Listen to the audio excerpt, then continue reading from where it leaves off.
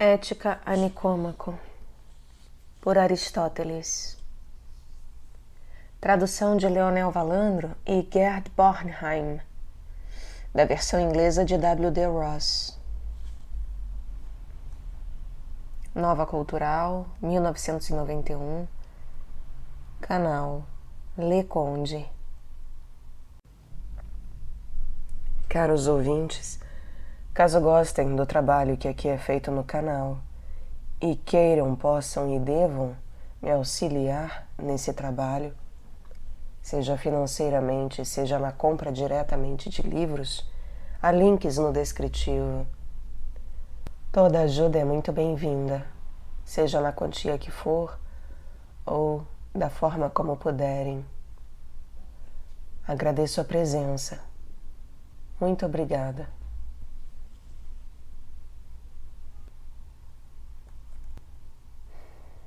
Livro primeiro.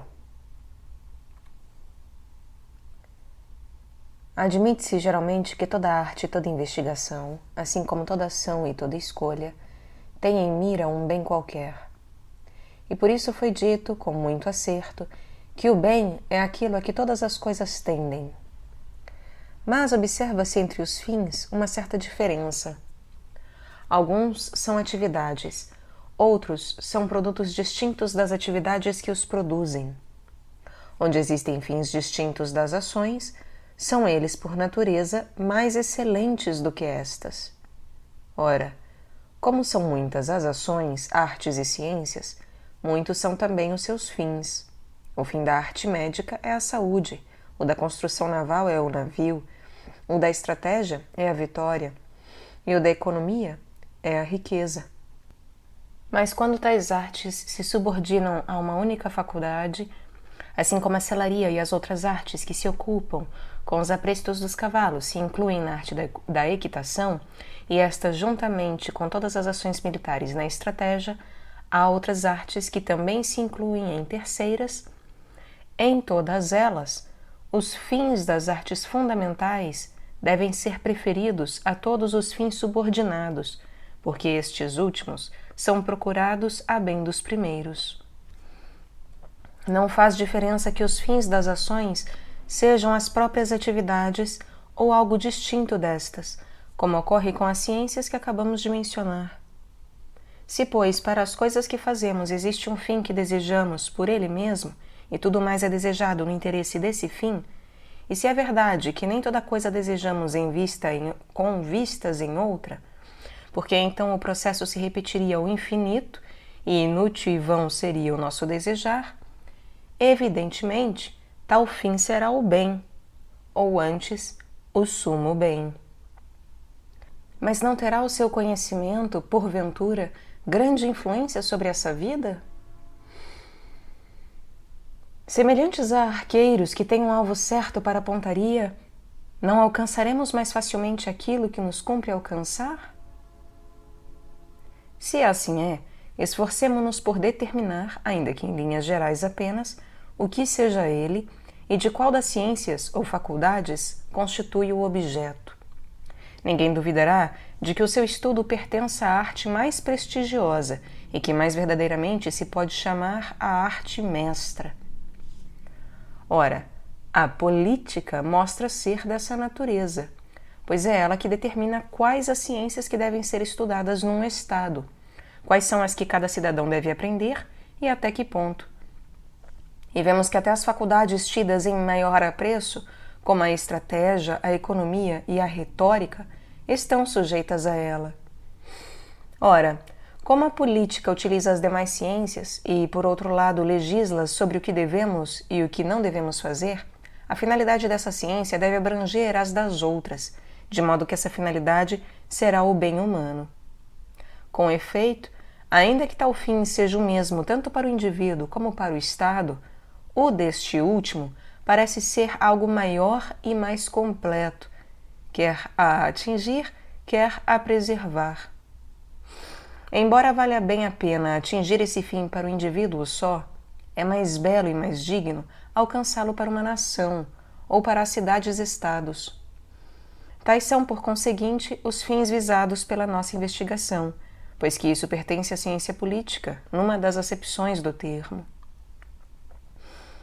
Nossa discussão será adequada se tiver tanta clareza quanto comporta o assunto, pois não se deve exigir a precisão em todos os raciocínios por igual, assim como não se deve buscá-la nos produtos de todas as artes mecânicas. Ora, as ações belas e justas que a ciência política investiga admitem grande variedade e flutuações de opinião, de forma que se pode considerá-las como existindo por convenção apenas, e não por natureza. E em torno dos bens há uma flutuação semelhante, pelo fato de serem prejudiciais a muitos. Houve, por exemplo, quem perecesse devido à sua riqueza, e outros por causa da sua coragem. Ao tratar, pois, de tais assuntos, e partindo de tais premissas, devemos contentar-nos em indicar a verdade aproximadamente e em linhas gerais. E ao falar de coisas que são verdadeiras apenas em sua maior parte e com base em premissas da mesma espécie, só poderemos tirar conclusões da mesma natureza. E é dentro do mesmo espírito que cada proposição deverá ser recebida, pois é próprio do homem culto buscar a precisão em cada gênero de coisa apenas na medida em que a admite a natureza do assunto. Evidentemente, não seria menos insensato aceitar um raciocínio provável da parte de um matemático do que exigir provas científicas de um retórico. Ora, cada qual julga bem as coisas que conhece, e dessas coisas é ele bom juiz. Assim, o homem que foi instruído a respeito de um assunto é bom juiz nesse assunto, e o homem que recebeu instrução sobre todas as coisas é bom juiz em geral. Por isso, um jovem não é bom ouvinte de preleções sobre a ciência política. Com efeito, ele não tem experiência dos fatos da vida, e é em torno destes que giram as nossas discussões. Além disso, como tende a seguir as suas paixões, tal estudo lhe será vão e improfícuo, pois o fim que se tem em vista não é o conhecimento, mas a ação. E não faz diferença que seja jovem em anos ou no caráter. O defeito não depende da idade, mas do modo de viver e de seguir um após outro cada objetivo que lhe depara a paixão. A tais pessoas, como aos incontinentes, a ciência não traz proveito algum. Mas aos que desejam e agem de acordo com um princípio racional, o conhecimento desses assuntos fará grande vantagem. Sirvam, pois, de prefácio estas observações sobre o estudante, a espécie de tratamento a ser esperado e o propósito da investigação. Retomemos a nossa investigação e procuremos determinar, à luz deste fato de que todo conhecimento e todo trabalho visa a algum bem, quais afirmamos ser os objetivos da ciência política, e qual é o mais alto de todos os bens que se podem alcançar pela ação. Verbalmente, quase todos estão de acordo, pois tanto o vulgo como os homens de cultura superior dizem ser esse fim a felicidade e identificavam o bem viver e o bem agir como o ser feliz. Diferem, porém, quanto ao que seja a felicidade, e o vulgo não o concebe do mesmo modo que os sábios.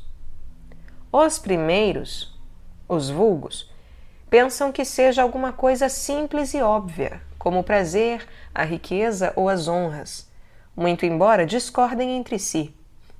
E não raro o mesmo homem a identifica com diferentes coisas, com a saúde quando está doente e com a riqueza quando é pobre. Cônscios da sua própria ignorância, não obstante, admiram aqueles que proclamam algum grande ideal inacessível à sua compreensão. Ora, alguns têm pensado que, à parte esses numerosos bens, existe um outro que é autossubsistente, e também a causa da bondade de todos os demais. Seria talvez infrutífero examinar todas as opiniões que têm sido sustentadas a esse respeito.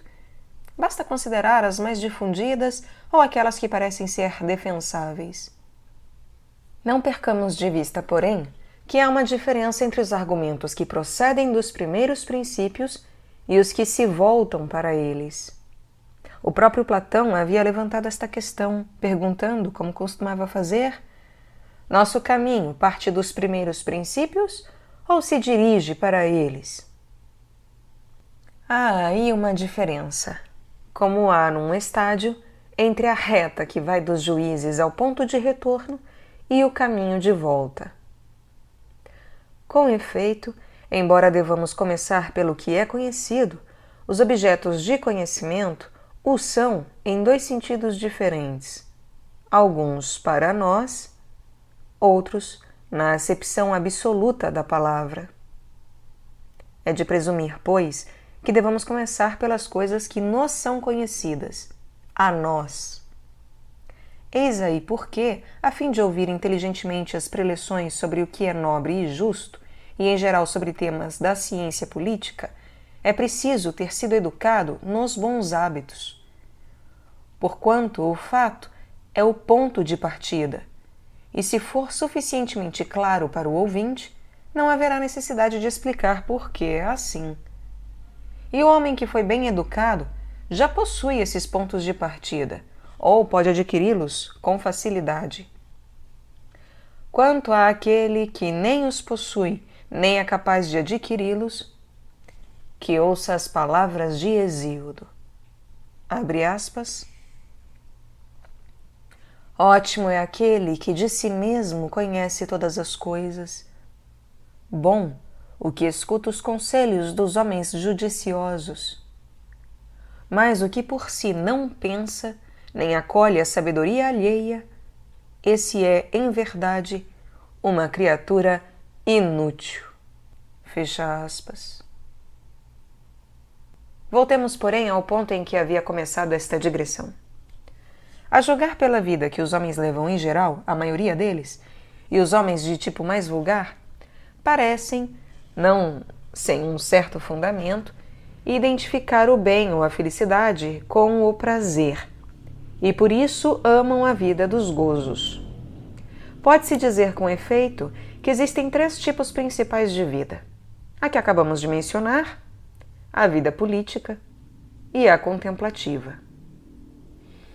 A grande maioria dos homens se mostram em tudo iguais a escravos, preferindo uma vida bestial, mas encontram certa justificação para pensar assim no fato de muitas pessoas altamente colocadas partilharem os gostos de Sardanapalo. Era um rei mítico da Assíria.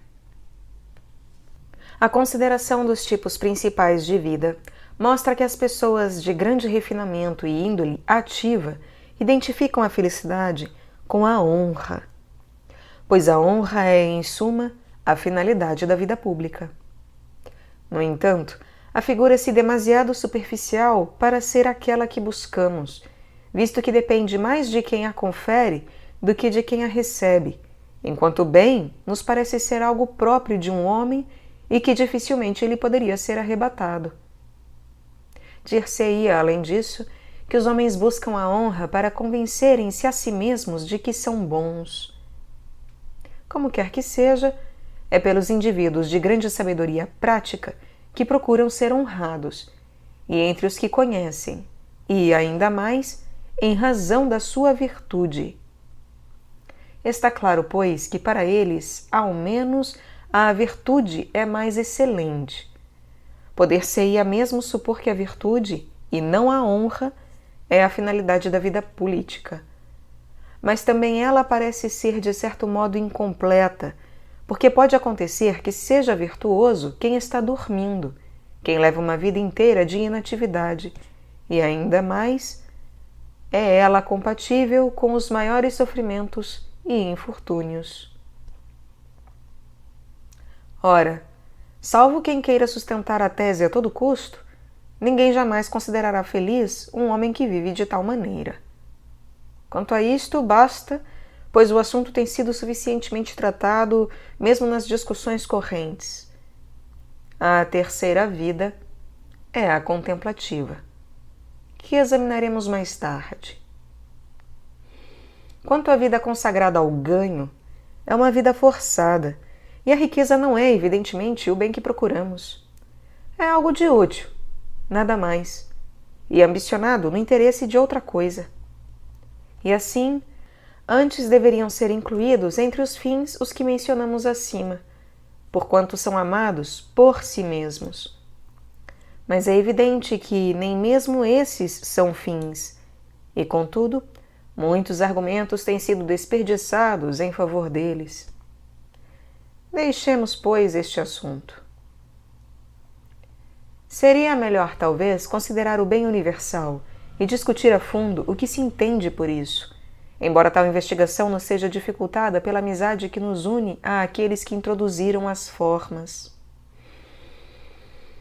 No entanto, os mais ajuizados dirão que é preferível e que é mesmo nosso dever destruir o que mais de perto nos toca a fim de salvaguardar a verdade, especialmente por sermos filósofos ou amantes da sabedoria.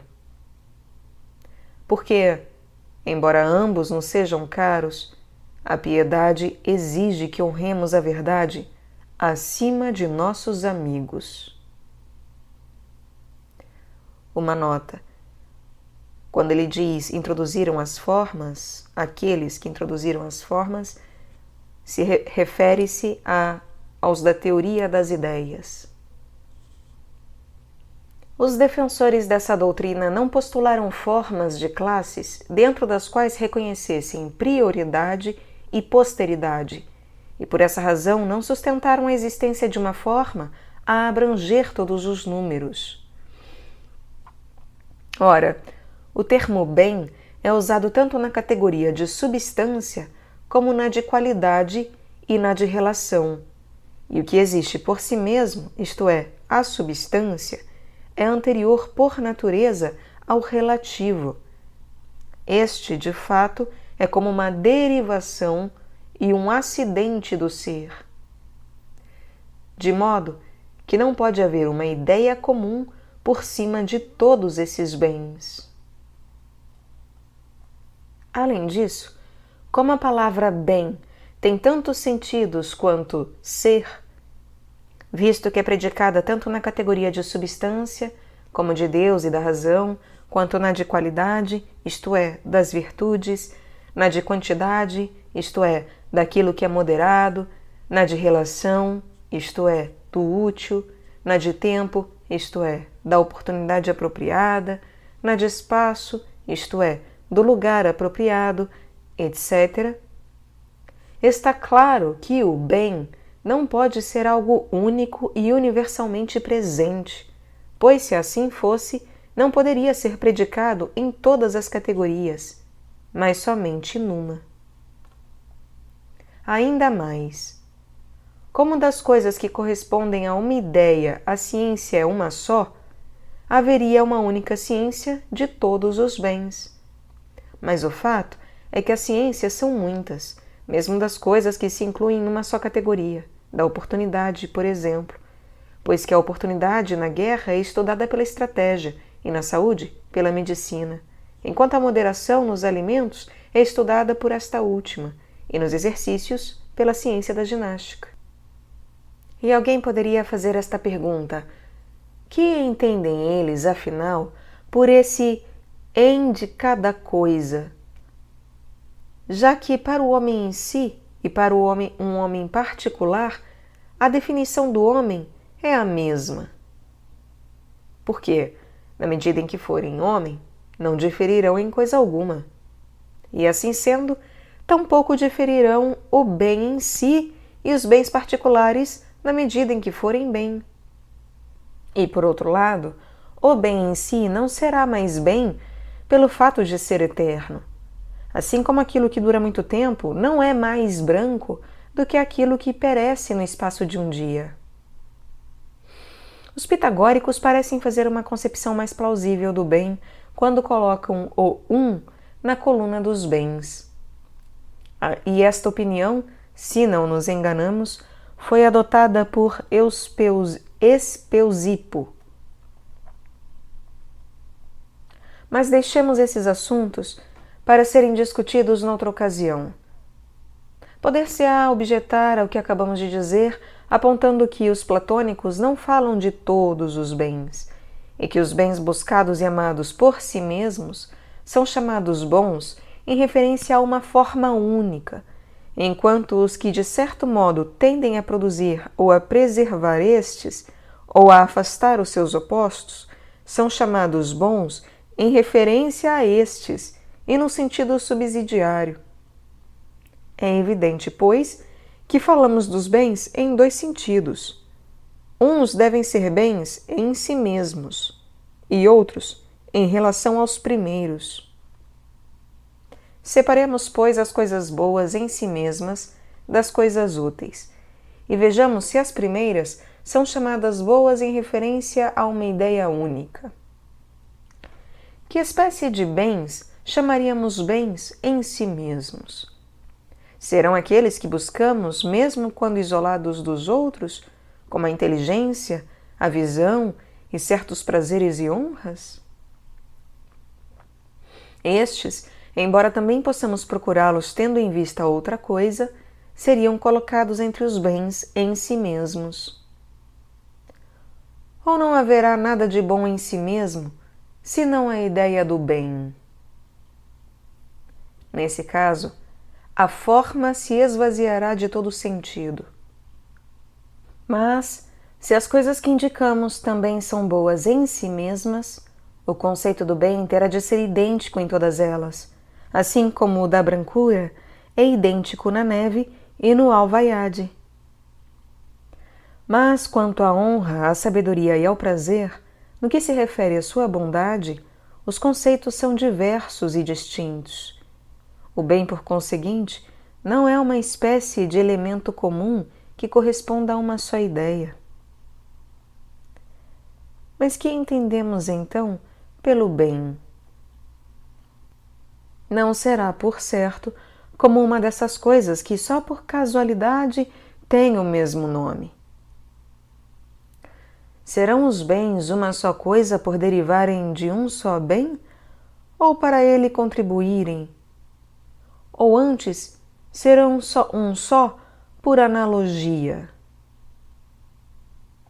Inegavelmente, o que a visão é para o corpo, a razão é para a alma. E da mesma forma em outros casos. Mas talvez seja preferível, por ora, deixarmos de lado esses assuntos, visto que a precisão perfeita no tocante a eles compete mais propriamente a um outro ramo da filosofia. O mesmo se poderia dizer no que se refere à ideia. Mesmo ainda que exista algum bem único que seja universalmente predicável dos bens ou capaz de existência separada e independente, é claro que ele não poderia ser realizado nem alcançado pelo homem. Mas o que nós buscamos aqui é algo de atingível. Alguém, no entanto, poderá pensar que seja vantajoso reconhecê-lo com a mira nos bens que são atingíveis e realizáveis, porquanto, dispondo dele como de uma espécie de padrão, conheceremos melhor os bens que realmente nos aproveitam e, conhecendo-os, estaremos em condições de alcançá-los. Este argumento tem um certo ar de plausibilidade, mas parece entrar em choque com o procedimento adotado nas ciências, porque todas elas, embora visem a algum bem e procurem suprir a sua falta, deixam de lado o conhecimento do bem. Entretanto, não é provável que todos os expoentes das artes ignorem e nem sequer desejem conhecer auxílio tão valioso. Não se compreende, por outro lado, a vantagem que possa trazer a um tecelão ou a um carpinteiro esse conhecimento do bem em si no que toca à sua arte, ou que o homem que tenha considerado a ideia em si venha a ser, por isso mesmo, melhor médico ou general. Porque o médico nem sequer parece estudar a saúde desse ponto de vista, mas sim a saúde do homem. Ou talvez seja mais exato dizer a saúde de um indivíduo particular, pois é aos indivíduos que ele cura. Mas quanto a isto, basta. Voltemos novamente ao bem que estamos procurando e indaguemos o que é ele, pois não se afigura igual nas distintas ações e artes. É diferente na medicina, na estratégia e todas as demais artes do mesmo modo. Que é, pois, o bem de cada uma delas? Evidentemente, aquilo em cujo interesse se fazem todas as outras coisas. Na medicina é a saúde, na estratégia, a vitória, na arquitetura, uma casa. Em qualquer outra esfera, uma coisa diferente. E em todas as ações e propósitos, é ele a finalidade. Pois é tendo-o em vista que os homens realizam o resto. Por conseguinte, se existe uma finalidade para tudo que fazemos, essa será o bem realizável mediante a ação. E se há mais de uma, serão os bens realizáveis através dela. Vemos agora que o argumento, tornando por um atalho diferente, chegou ao mesmo ponto. Mas procuremos expressar isso com mais clareza ainda. Já que, evidentemente, os fins são vários e nós escolhemos alguns dentre eles, como a riqueza, as flautas e os instrumentos em geral, segue-se que nem todos os fins são absolutos, mas o sumo bem é claramente algo de absoluto. Portanto, se só existe um fim absoluto, será o que estamos procurando. E se existe mais de um, o mais absoluto de todos será o que buscamos. Ora, nós chamamos aquilo que merece ser buscado por si mesmo mais absoluto do que aquilo que merece ser buscado com vistas em outra coisa. E aquilo que nunca é desejável no interesse de outra coisa mais absoluto do que as coisas desejáveis tanto em si mesmas como no interesse de uma terceira. Por isso chamamos de absoluto e incondicional aquilo que é sempre desejável em si mesmo e nunca no interesse de outra coisa. Ora, esse é o conceito que preeminentemente fazemos. É ela procurada sempre por si mesma e nunca com vistas em outra coisa, ao passo que a honra, ao prazer, à razão e a todas as virtudes nós de fato escolhemos por si mesmos, pois, ainda que nada resultasse daí, continuaríamos a escolher cada um deles. Mas também os escolhemos no interesse da felicidade, pensando que a posse deles nos tornará felizes. A felicidade, todavia, ninguém a escolhe tendo em vista algum destes, nem, em geral, qualquer coisa que não seja ela própria.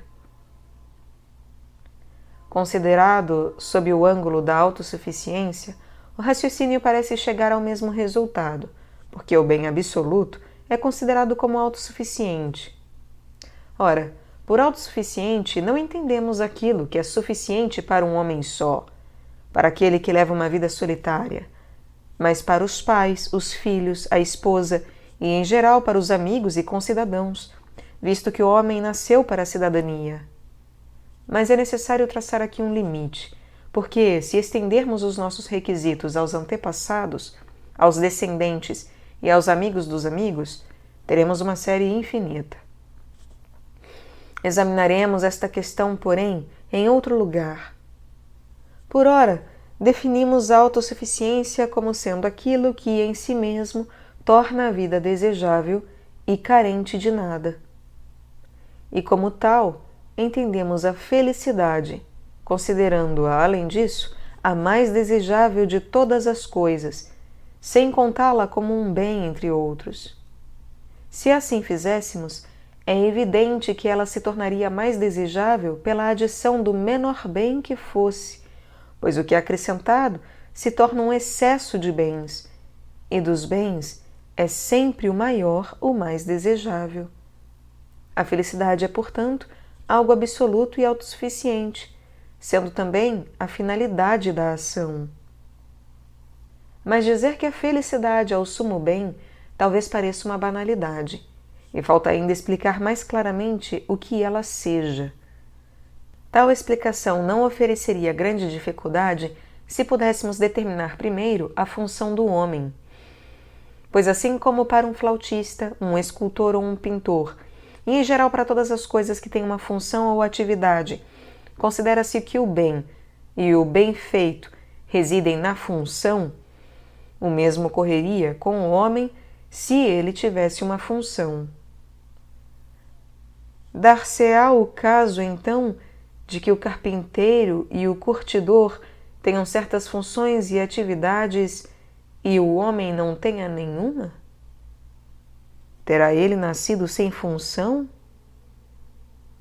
Ou, assim como o olho, a mão, o pé e, em geral, cada parte do corpo tem evidentemente uma função, poderemos assentar que o homem, do mesmo modo, tem uma função à parte de todas essas.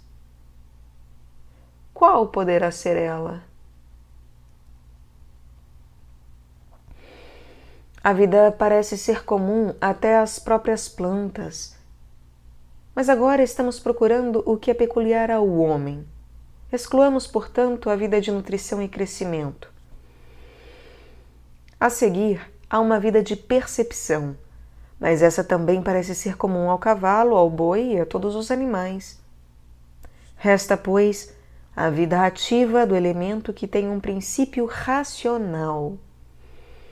Desta, uma parte tem tal princípio no sentido de ser-lhe obediente, e a outra no sentido de possuí-lo e de exercer o pensamento.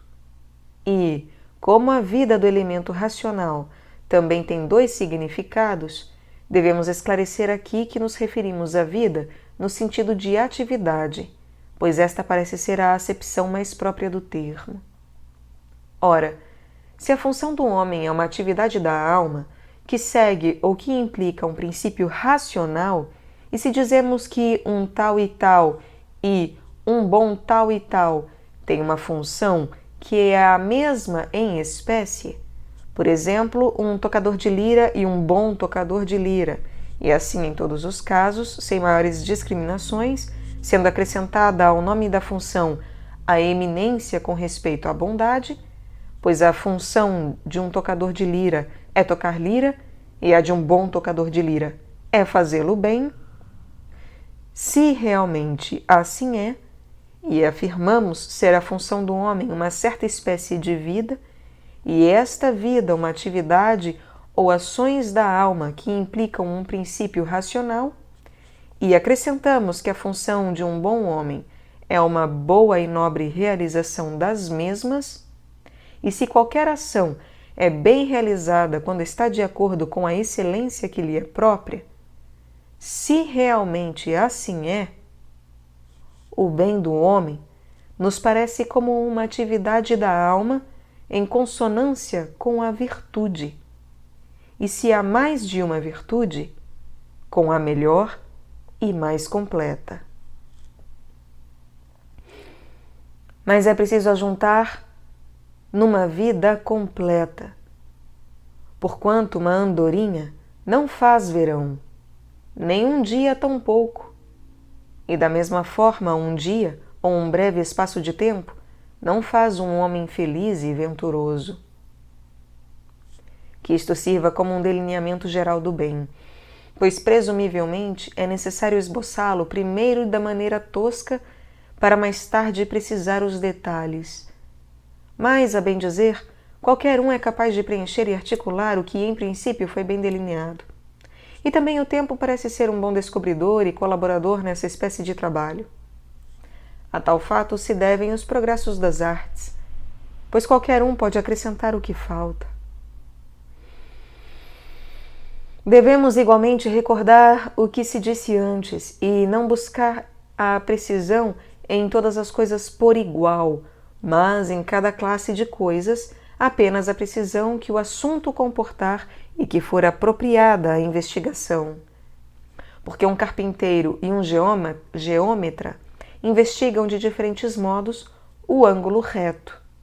O primeiro o faz na medida em que o ângulo reto é útil ao seu trabalho, enquanto o segundo indaga o que ou que espécie de coisa ele é, pois o geômetra é como que um espectador da verdade. Nós outros devemos proceder do mesmo modo em todos os outros assuntos, para que a nossa tarefa principal não fique subordinada a questões de menor monta.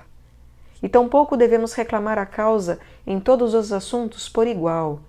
Em alguns casos, basta que o fato esteja bem estabelecido, como sucede com os primeiros princípios. O fato é a coisa primária, ou primeiro princípio. Ora, dos primeiros princípios descobrimos alguns pela indução, outros pela percepção, outros como que por hábito, e outros ainda de diferentes maneiras. Mas a cada conjunto de princípios devemos investigar de maneira natural e esforçar-nos para expressá-los com precisão, pois que eles têm grande influência sobre o que se segue. Disse com efeito que o começo é mais que metade do todo, e muitas das questões que formulamos são aclaradas por ele. Devemos considerá-lo, no entanto, não só à luz da nossa conclusão e das nossas premissas, mas também do que a seu respeito se costuma dizer, pois com uma opinião verdadeira todos os dados se harmonizam, mas com uma opinião falsa os fatos não tardam a entrar em conflito. Ora, os bens têm sido divididos em 3 classes, e alguns foram descritos como exteriores, outros como relativos à alma ou ao corpo. Nós outros consideramos como mais propriamente e verdadeiramente bens os que se relacionam com a alma, e como tais classificamos as ações e atividades psíquicas. Logo, o nosso ponto de vista deve ser correto, pelo menos de acordo com esta antiga opinião, com a qual concordam muitos filósofos. É também correto pelo fato de identificarmos o fim com certas ações e atividades, pois desse modo ele vem incluir-se entre os bens da alma, e não entre os bens exteriores. Outra crença que se harmoniza com a nossa concepção é a de que o homem feliz vive bem e age bem, pois definimos praticamente a felicidade como uma espécie de boa vida e boa ação. As características que se costuma buscar na felicidade também parecem pertencer todas à definição que demos dela. Com efeito, alguns identificam a felicidade com a virtude, outros com a sabedoria prática, outros com uma espécie de sabedoria filosófica, outros com estas ou uma destas, acompanhadas ou não de prazer, e outros ainda também incluem a prosperidade exterior. Ora, algumas destas opiniões têm tido muitos e antigos defensores, enquanto outras foram sustentadas por poucas, mas eminentes pessoas. E não é provável que qualquer delas esteja inteiramente equivocada, mas sim que tenham razão pelo menos a algum respeito, ou mesmo a quase todos os respeitos.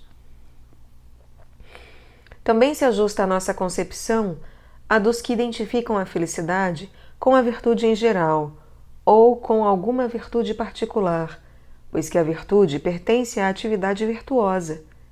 Mas há talvez uma diferença não pequena em colocarmos o sumo bem na posse ou no uso, no estado de ânimo ou no ato. Porque pode existir o estado de ânimo sem produzir nenhum bom resultado, como no homem que dorme ou que permanece inativo. Mas a atividade virtuosa, não.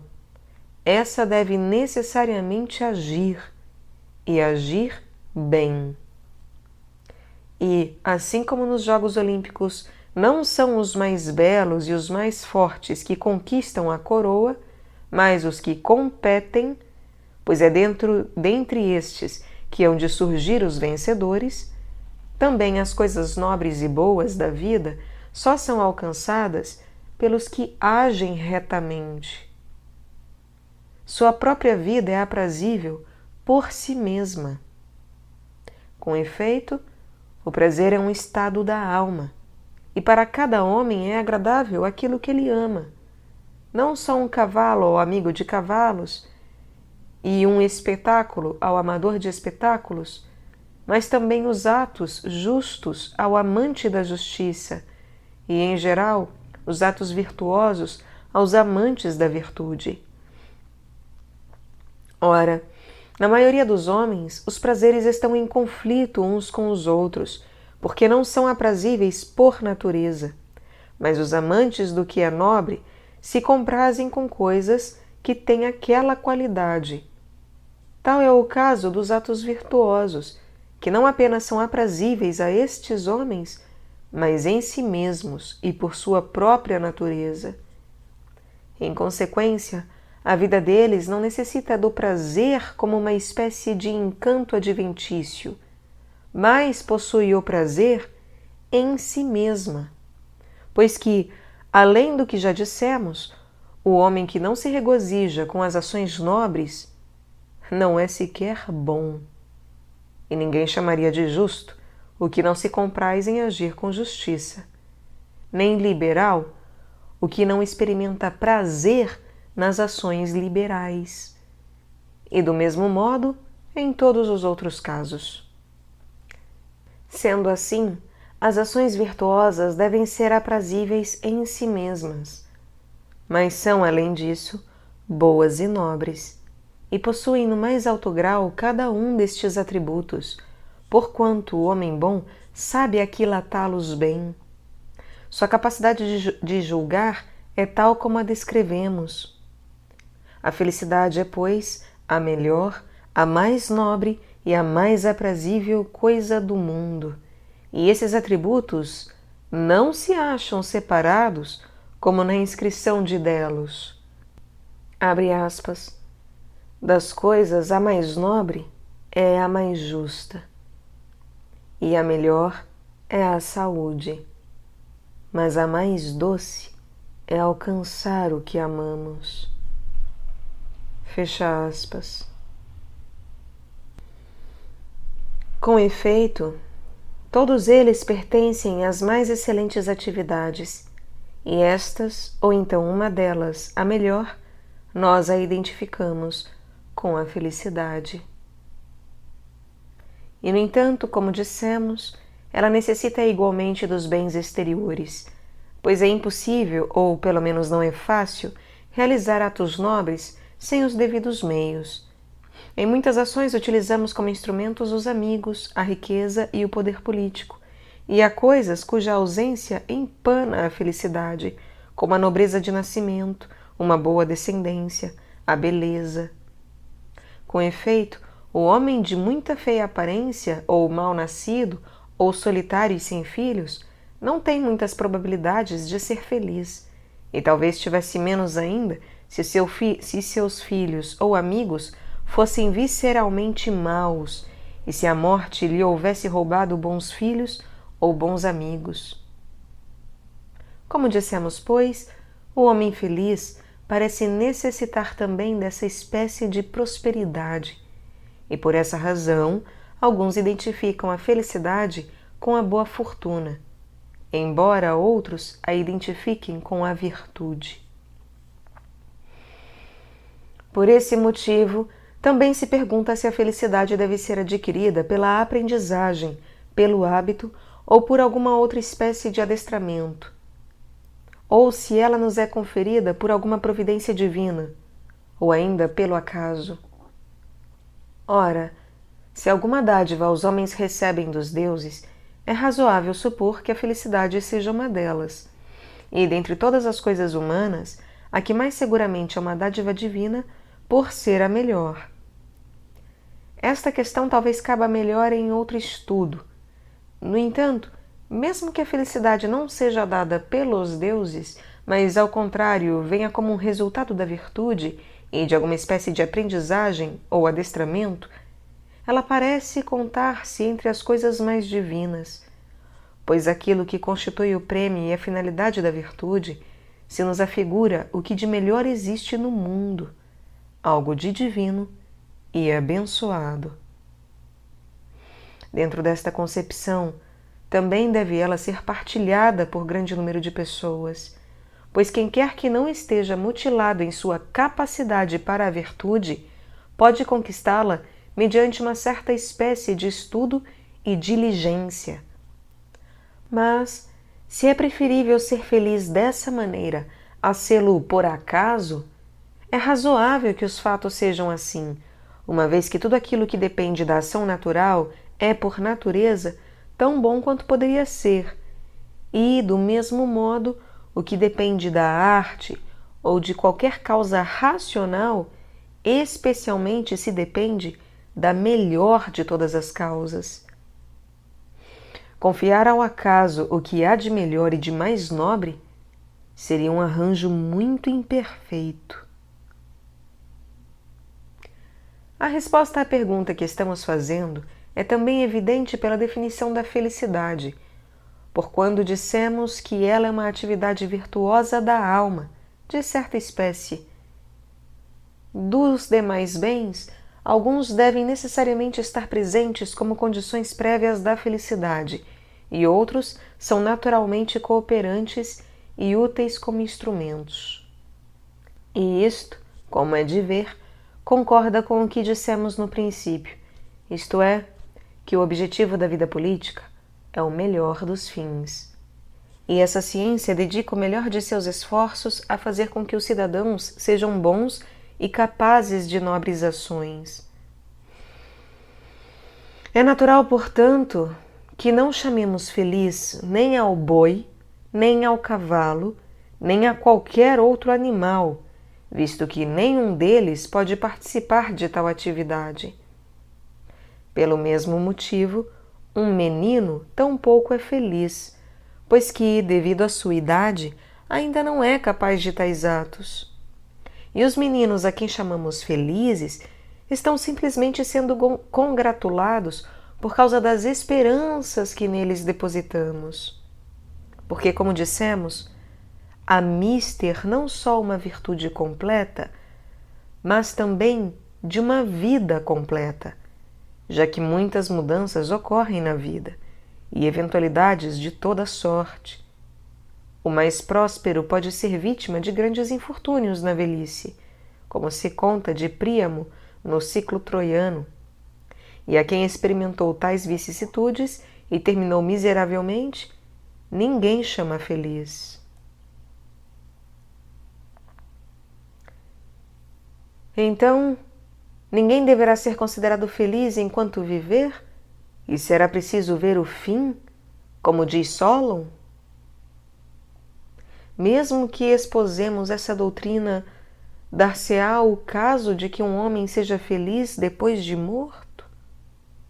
Ou não será perfeitamente absurda tal ideia, sobretudo para nós, que dizemos ser a felicidade uma espécie de atividade? Mas, se não consideramos felizes os mortos, e se Solon não se refere a isso, mas quer apenas dizer que só então se pode com segurança chamar um homem de venturoso, porque finalmente não mais o podem atingir males nem infortúnios, isso também fornece matéria para discussão. Efetivamente, acredita-se que para um morto existem males e bens, tanto quanto para os vivos que não têm consciência deles. Por exemplo, as honras e desonras, as boas e más fortunas dos filhos e dos descendentes em geral. E isto também levanta um problema. Com efeito, embora um homem tenha vivido feliz até avançada idade e tido uma morte digna de sua vida, muitos reveses podem suceder aos seus descendentes. Alguns serão bons e terão a vida que merecem, ao passo que com outros sucederá o contrário.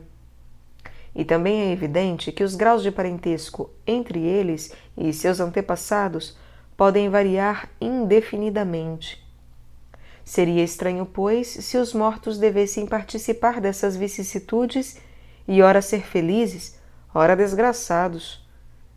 Mas, por outro lado, também seria estranho se a sorte dos descendentes jamais produzisse o menor efeito sobre a felicidade de seus ancestrais. Voltemos, pois, à nossa primeira dificuldade, cujo exame mais atento talvez nos dê a solução do presente problema. Ora, Se é preciso ver o fim para só então declarar um homem infeliz, temos aí um paradoxo flagrante. Quando ele é feliz, os atributos que lhe pertencem não podem ser verdadeiramente predicados dele, devido às mudanças a que estão sujeitos, porque admitimos que a felicidade é algo que permanente, é algo de permanente e que não muda com facilidade, ao passo que cada indivíduo pode sofrer muitas voltas da roda da fortuna.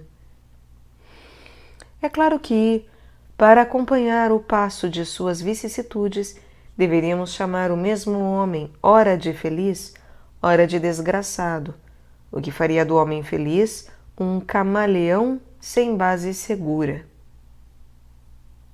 Ou será um erro esse acompanhar as vicissitudes da fortuna de um homem? O sucesso ou o fracasso na vida não depende delas, mas, como dissemos, a existência humana delas necessita como meros acréscimos, enquanto o que constitui a felicidade ou o seu contrário são as atividades virtuosas ou viciosas. A questão que acabamos de discutir confirma a nossa definição, pois nenhuma função humana desfruta de tanta permanência como as atividades virtuosas, que são consideradas mais duráveis do que o próprio conhecimento das ciências. E as mais valiosas dentre elas são mais duráveis, porque os homens felizes de bom grado e com muita constância lhes dedicam os dias de sua vida. E esta parece ser a razão pela qual sempre nos lembramos deles. O atributo em apreço pertencerá, pois, ao homem feliz, que o será durante a vida inteira, porque sempre, ou de preferência a qualquer outra coisa, estará empenhado na ação ou na contemplação virtuosa e suportará as vicissitudes da vida com a maior nobreza e decoro, se é verdadeiramente bom e honesto acima de toda censura. Ora, muitas coisas acontecem por acaso e coisas diferentes quanto à importância. É claro que os pequenos incidentes felizes ou infelizes não pesam muito na balança, mas uma multidão de grandes acontecimentos, se nos forem favoráveis, tornará nossa vida mais venturosa, pois não apenas são em si mesmos de feitio a aumentar a beleza da vida, mas a própria maneira como um homem os recebe pode ser nobre e boa. E, se voltarem contra nós, poderão esmagar e mutilar a felicidade, pois que, além de serem acompanhados de dor, impedem muitas atividades. Todavia, mesmo nesses, a nobreza de um homem se deixa ver quando aceita com resignação muitos grandes infortúnios, não por insensibilidade à dor, mas por nobreza e grandeza de alma. Se as atividades são, como dissemos, o que dá caráter à vida, nenhum homem feliz pode tornar-se desgraçado, porquanto jamais praticará atos odiosos e vis. Com efeito, o homem verdadeiramente bom e sábio suporta com dignidade, pensamos nós, todas as contingências da vida e sempre tira o maior proveito das circunstâncias, como um general que faz o melhor uso possível do exército sob seu comando, ou um bom sapateiro faz os melhores calçados com o couro que lhe dão. E do mesmo modo com todos os outros artífices. E se assim é, o homem feliz nunca pode tornar-se desgraçado, muito embora não alcance a beatitude se tiver uma fortuna semelhante à de Príamo. E tampouco será ele versátil e imutável, pois nem se deixará desviar facilmente do seu venturoso estado por quaisquer desventuras comuns, mas somente por muitas e grandes, nem, se sofreu muitas e grandes desventuras, recuperará em breve tempo a sua felicidade. Se a recuperar, será num tempo longo e completo, em que houver alcançado muitos e esplêndidos sucessos. Quando diremos então que não é feliz aquele que age conforme a virtude perfeita e está suficientemente provido de bens exteriores, não durante um período qualquer, mas através de uma vida completa? Ou devemos acrescentar, e que está destinado a viver assim e a morrer de modo consentâneo com a sua vida?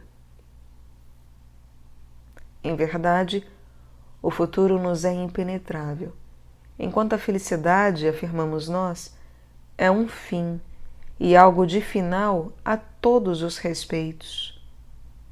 Sendo assim, chamaremos felizes àqueles dentre os seres humanos vivos em que essas condições se realizem ou estejam destinadas a realizar-se. Mas homens felizes.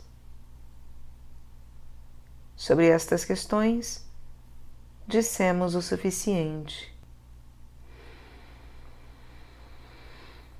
Que a sorte dos descendentes e de todos os amigos de um homem não lhe afete de nenhum modo a felicidade parece ser uma doutrina cínica e contrária à opinião comum.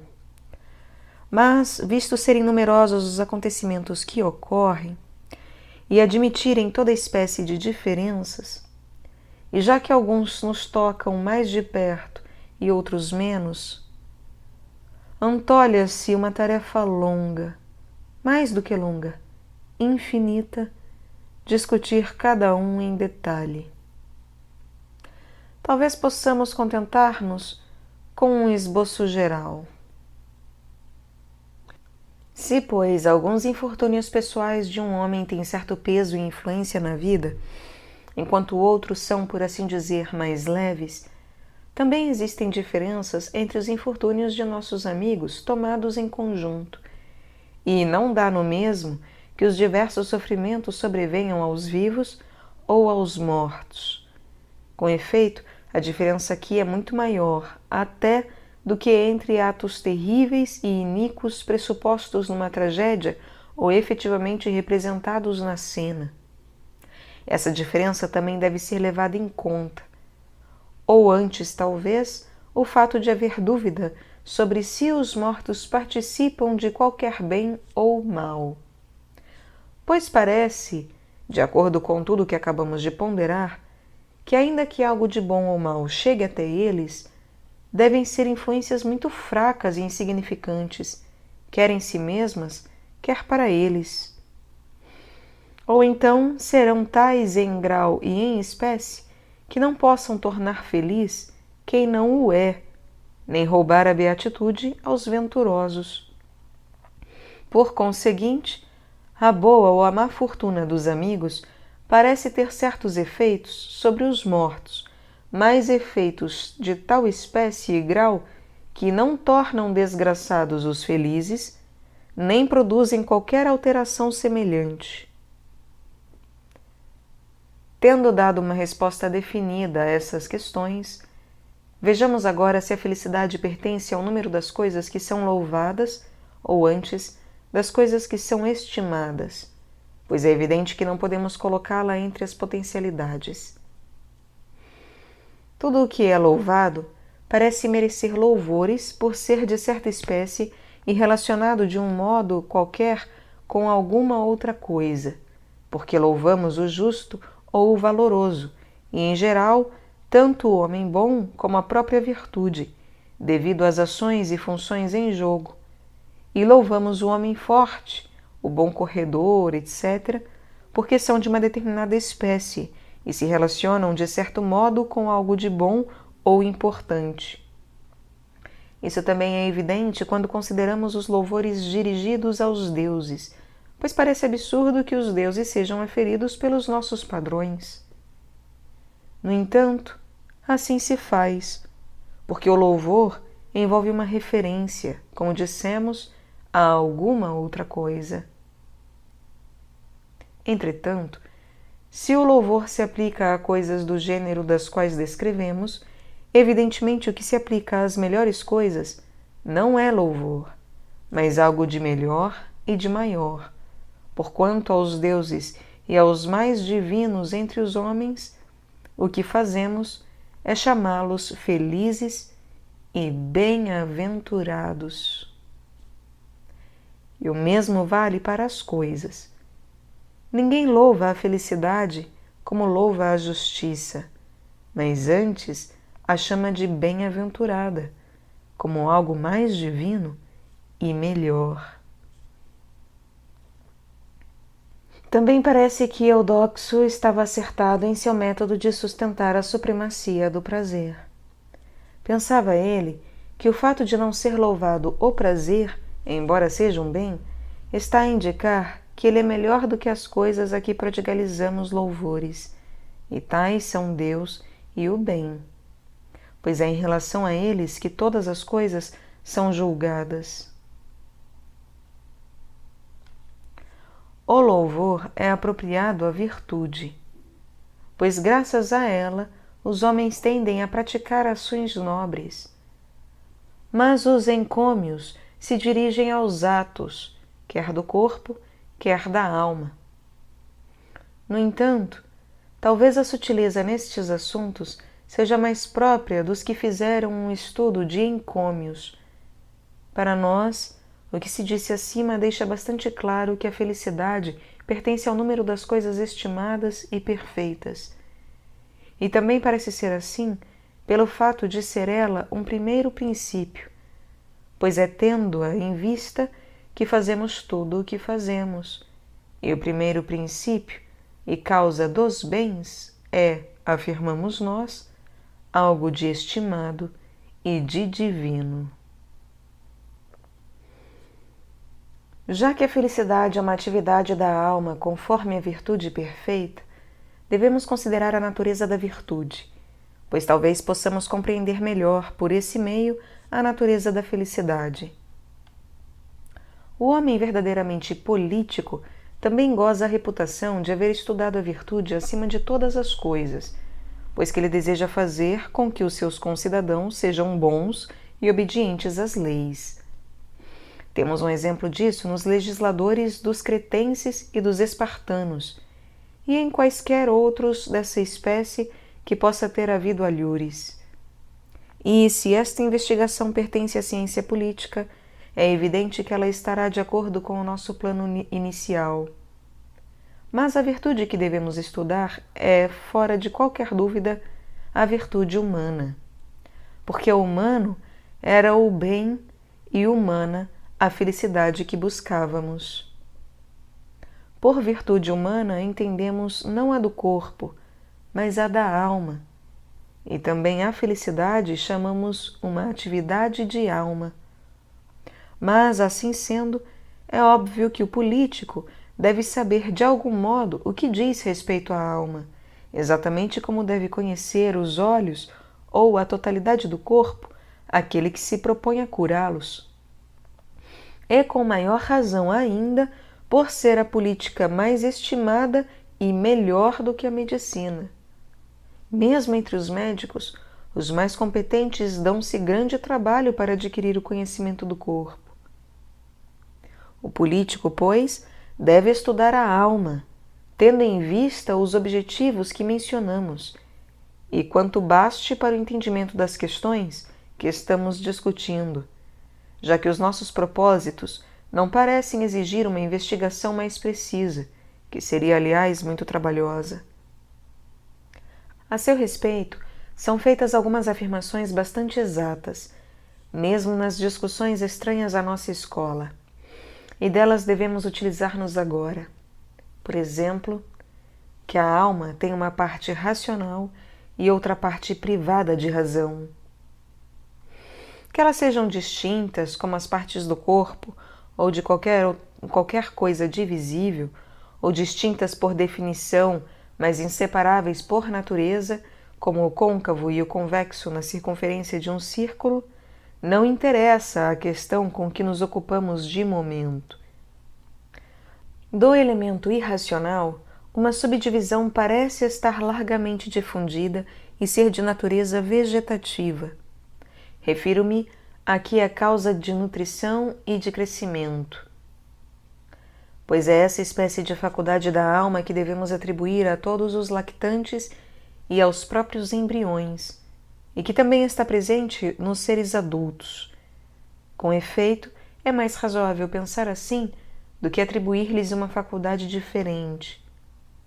Ora, a excelência desta faculdade parece ser comum a todas as espécies, e não especificamente humana. Além disso, tudo está a indicar que ela funciona principalmente durante o sono, ao passo que é nesse estado que menos se manifestam a bondade e a maldade. Daí vem o aforismo de que os felizes não diferem dos infortunados durante metade de sua vida. O que é muito natural, em vista de ser o sono uma inatividade da alma em relação àquilo que nos leva a chamá-la de boa ou má. A menos, talvez, que uma pequena parte do movimento dos sentidos penetre de algum modo na alma, tornando os sonhos do homem bom melhores que os da gente comum. Mas basta quanto a esse assunto. Deixemos de lado a faculdade nutritiva, uma vez que, por natureza, ela não participa da excelência humana. Parece haver na alma ainda outro elemento irracional, mas que, em certo sentido, participa da razão. Com efeito, louvamos o princípio racional do homem continente e do incontinente, assim como a parte de sua alma que possui tal princípio, porquanto ela nos impele na direção certa e para os melhores objetivos. Mas, ao mesmo tempo, encontra-se neles um outro elemento naturalmente oposto ao princípio racional, lutando contra este e resistindo-lhe. Porque, exatamente como os membros paralisados se voltam para a esquerda quando procuramos movê-los para a direita, a mesma coisa sucede na alma. Os impulsos dos incontinentes movem-se em direções contrárias. Com uma diferença, porém. Enquanto no corpo vemos aquilo que se desvia da direção certa, na alma não podemos vê-lo. Apesar disso, devemos admitir que também na alma existe qualquer coisa contrária ao princípio racional, qualquer coisa que lhe resiste e se opõe a ele. Em que sentido esse elemento se distingue dos outros é uma questão que não nos interessa. Nem sequer parece ele participar de um princípio racional, como dissemos. Seja como for, no homem continente, ele obedece ao referido princípio, e é de presumir que no temperante e no bravo seja mais obediente ainda, pois em tais homens ele fala a respeito de todas as coisas com a mesma voz que o princípio racional. Por conseguinte, o elemento irracional também parece ser duplo. Com efeito, o elemento vegetativo não tem nenhuma participação num princípio racional, mas o apetitivo e, em geral, o elemento desiderativo participa dele em certo sentido, na medida em que o escuta e lhe obedece. É nesse sentido que falamos em atender às razões do pai e dos amigos, o que é bem diverso de ponderar a razão de uma propriedade matemática. Que, de certo modo, o elemento irracional é persuadido pela razão, também estão a indicá-lo os conselhos que se costuma dar, assim como todas as censuras e exortações. E se convém afirmar que também esse elemento possui um princípio racional, o que possui tal princípio, como também o que carece dele, será de dupla natureza. Uma parte possuindo-o em si mesma e no sentido rigoroso do termo, e a outra com a tendência de obedecer-lhe como um filho obedece ao pai. A virtude também se divide em espécies de acordo com esta diferença, porquanto dizemos que algumas virtudes são intelectuais e outras morais. Entre as primeiras, temos a sabedoria filosófica, a compreensão, a sabedoria prática. e entre as segundas, por exemplo, a liberalidade e a temperança. Com efeito, ao falar do caráter de um homem, não dizemos que ele é sábio ou que possui entendimento, mas que é calmo ou temperante. No entanto, louvamos também o sábio, referindo-nos ao hábito, e aos hábitos dignos de louvor chamamos virtudes.